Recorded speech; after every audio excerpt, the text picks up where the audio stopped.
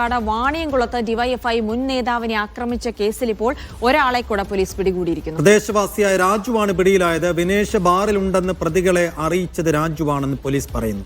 Shoranur DYFI block secretary Rakesh ഒളിവിലാണ്. സാജിദ് അജ്മൽ തുടരുന്നുണ്ട്. സാജിദ്, ഡിവൈഎഫ്ഐ നേതാവിനെ ഫേസ്ബുക്ക് പോസ്റ്റിലൂടെ വിമർശിച്ചതിനാണ് ആക്രമണം ഉണ്ടായിരിക്കുന്നത്. ഇപ്പോൾ പിടിയിലായ ആളെ കുറിച്ചുള്ള വിവരങ്ങൾ, അപ്പോൾ കൂടുതൽ അന്വേഷണങ്ങളൊക്കെ എങ്ങനെ പുരോഗമിക്കുന്നു?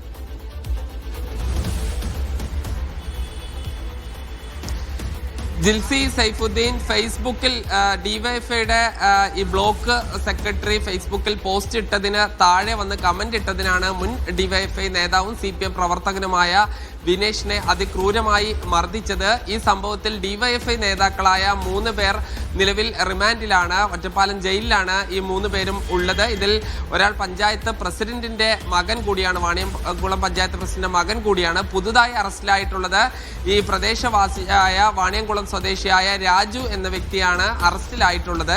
ഇയാളാണ് ഈ സമീപത്തെ ഈ വാണിയംകുളം ചന്തയ്ക്ക് സമീപത്തെ ബാറിൽ ഈ പരിക്കേറ്റ വിനേഷ് ഉണ്ട് എന്ന വിവരം ഈ പ്രതികൾക്ക് നൽകിയത്. ഇതിന്റെ അടിസ്ഥാനത്തിലാണ് ഇപ്പോൾ ഇയാളുടെ അറസ്റ്റ് രേഖപ്പെടുത്തിയിരിക്കുന്നത്.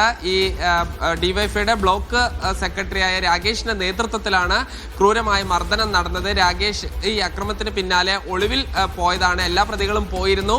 3 ആളുകളെ കോഴിക്കോട് വെച്ച് RPF പിടികൂടുകയും പിന്നീട് ഷൊർണൂർ പോലീസിന് കൈമാറുകയുമായിരുന്നു. ഈ രാകേഷിന് വേണ്ടിയുള്ള തിരച്ചിൽ ഊർജിതമാക്കിയിട്ടുണ്ട്. വധശ്രമം ഉൾപ്പെടെയുള്ള വകുപ്പുകൾ ചേർത്താണ് കേസ് രജിസ്റ്റർ ചെയ്തിട്ടുള്ളത്. ഈ വിനേഷിന്റെ നില അതീവ ഗുരുതരമായി തുടരുകയാണ്.